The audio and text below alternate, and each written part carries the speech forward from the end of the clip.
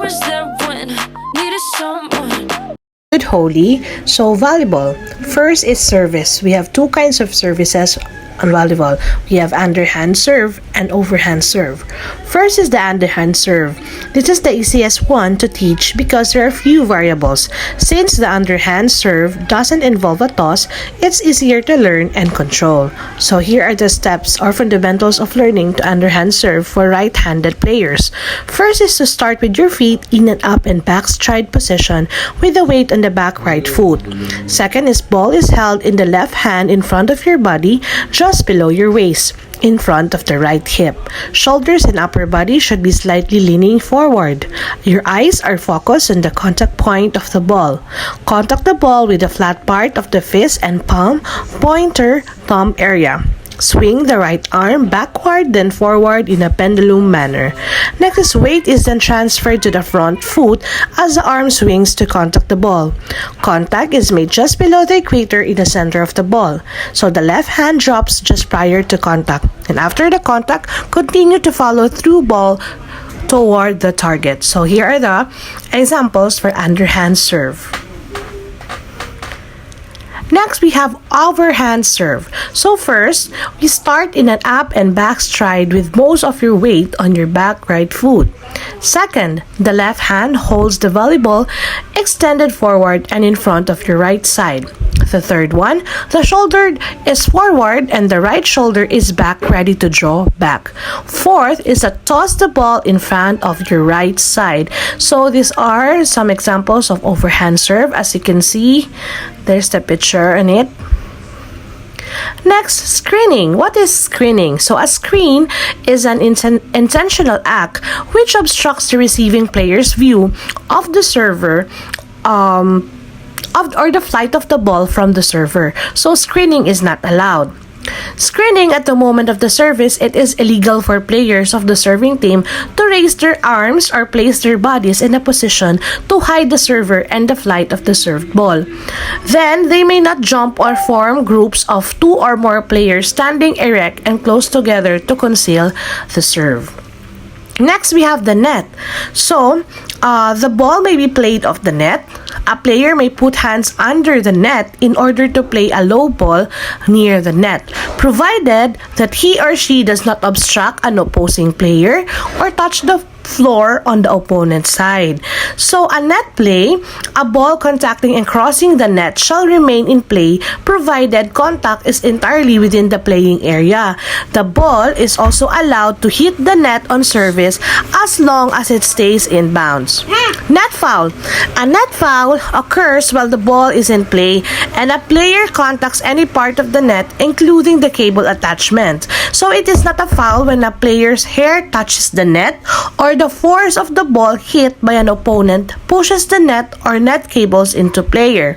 So there is interference between a player who makes contact with an opponent who's making a legitimate effort to play the ball. So here is we have the game. So as you can see, this is an example or the game itself. First we have is the scoring. Scoring is the best of three games. So you may play the third game for fun if a team wins 2 straight. We encourage all 3 games to be played if time permits, as this would be reflected when the playoff standings are posted in either the PA or PF categories of the standings. So, all games will be rally scoring. Rally scoring means a point is won on each serve. So, no matter whether the team who won the point served the ball or not, a game shall be won by the team which has earned 25 points. So, there will be a 2-minute intermission between each game. We can play rock, paper, scissors at the beginning of the match will determine the choices of the court or service. So the team which does not serve first in the game will serve in the game 3. Next is 1 timeout will be given to each team per game consisting of 1 minute each. We also have service rotations. So service rotation must be consistent until after the service has taken place.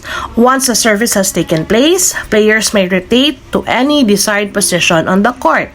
Then a backline player may come to front and set, but shall not contact the ball when it is entirely above the top of the net and cause it to cross into the opponent's playing area. Backliners may not block or be a part of a multiple block. So, next is the front row players. A team can have no more than 3 front row players on the court during a particular rotation, regardless of the total number of players, 5 or 6 on the court. So we also have substitutions. Players and their substitutes must remain in the same relative serving order throughout the game. Serving order may be changed at the beginning of each game only. Substitutions are unlimited on the service team. So here are the examples of the players of volleyball. As you can see, next is playing the ball. So we have maximum of 3 teams contacts.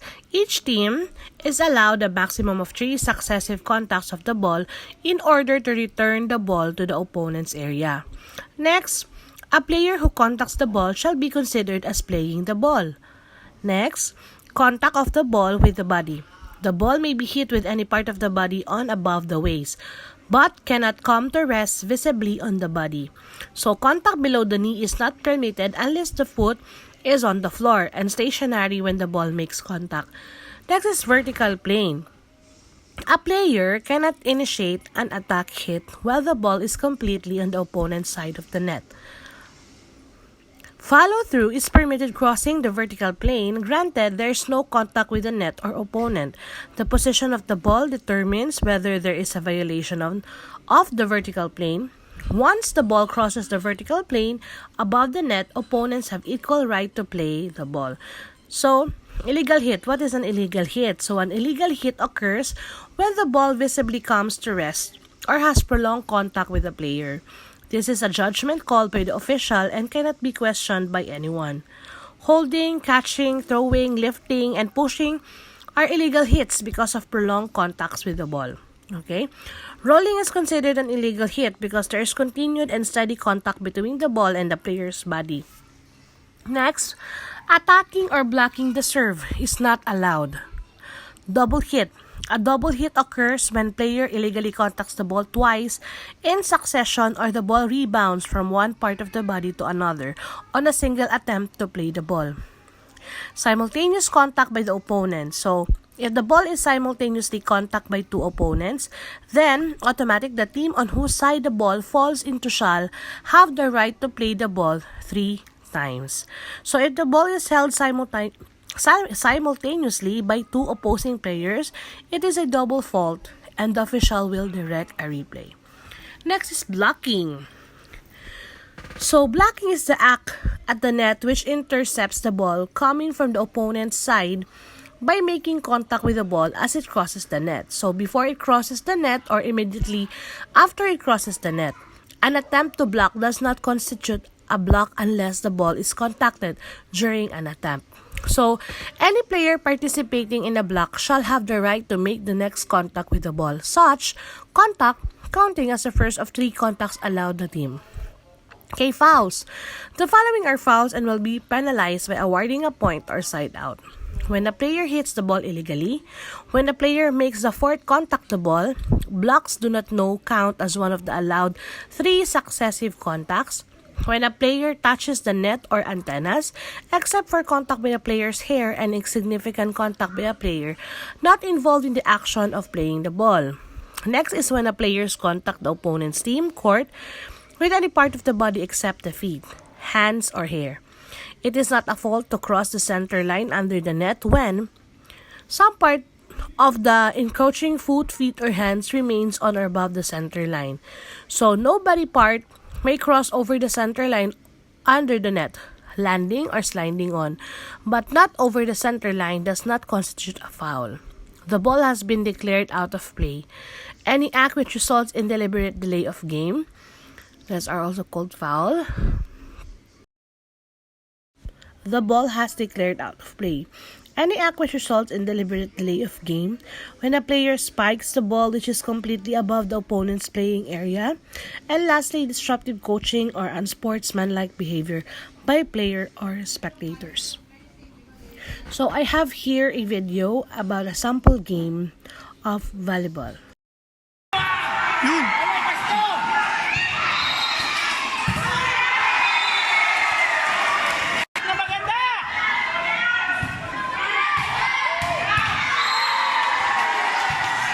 Gabi! Patay.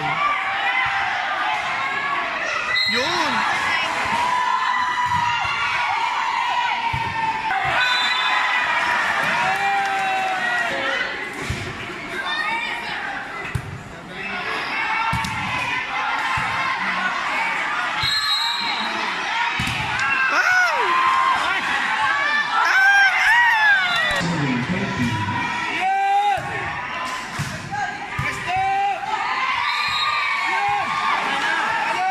Gabi!